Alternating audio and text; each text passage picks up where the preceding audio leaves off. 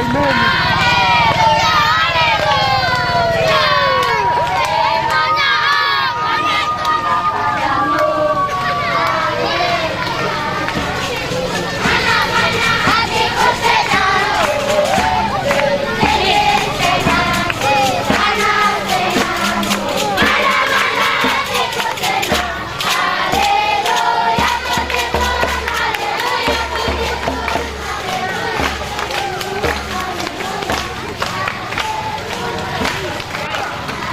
Persekutuan anak dan remaja Jemaat Kristen.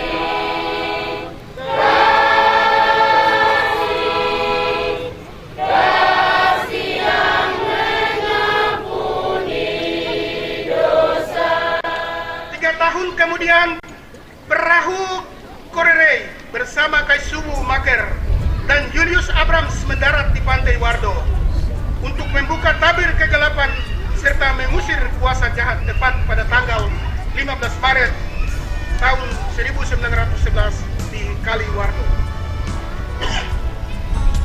1 tahun kemudian, Sanadi Mamruk Dimara, Kereporong Sumbre, Wamrorba Aibor bersama Guru Abraham Williams berangkat dari Wardo menyusuri pantai dan tiba di Mindusi Manduser tepat pada tanggal 12 Maret tahun 1912. Warna kehidupan saat itu gelap, pengayaman dan perang suku, orang dewasa dibunuh, anak-anak dan wanita dirampok, diperjualbelikan sebagai budak tanpa memandang hak-hak kemanusiaan. Bapak, Ibu, anak-anak yang dikasihi Yesus Kristus.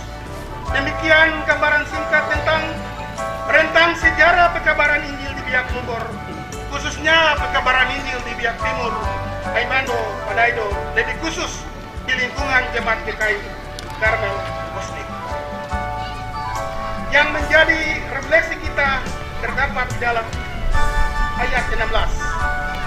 Injil adalah kekuatan Allah.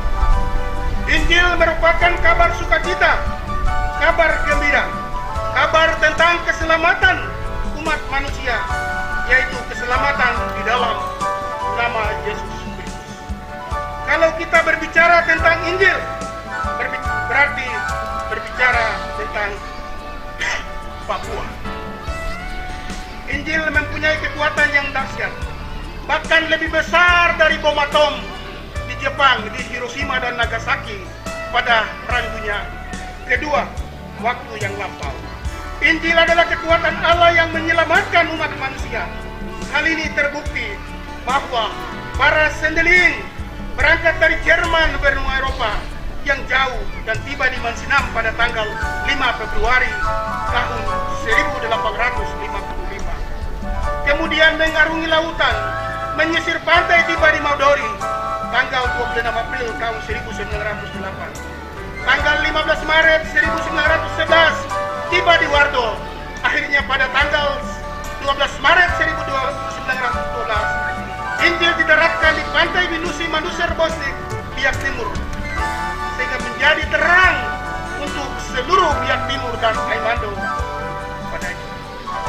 Pada saat itulah persekutuan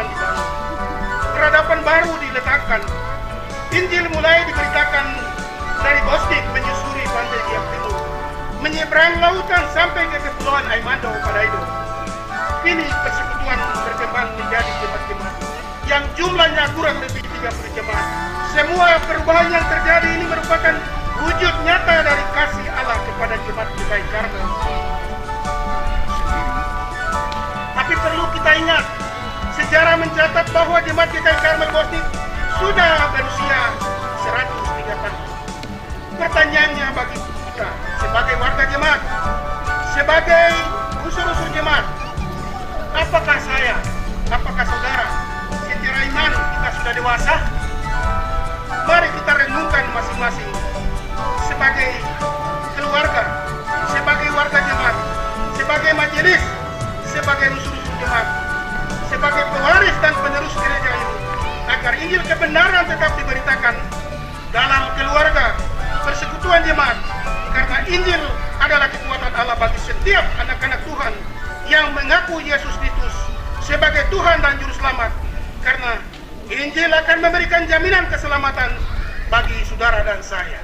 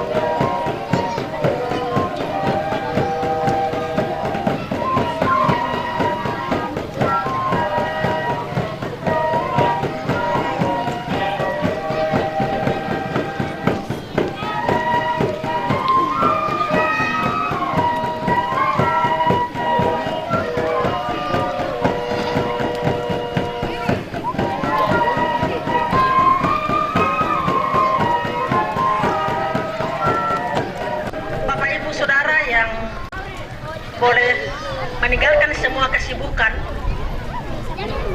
di rumah dan ambil bagian bersama-sama dalam karya keselamatan yang Allah anugerahkan bagi kita di Biak Timur dan secara khusus di Klasis Biak Timur dan lebih khusus lagi di Jemaat Karmel Bosnik, dengan merayakan 103 tahun kabaran Injil di Bosnik dan secara khusus di jemaat ini. Kita merenungkan kembali dan mengambil makna dari perayaan di hari ini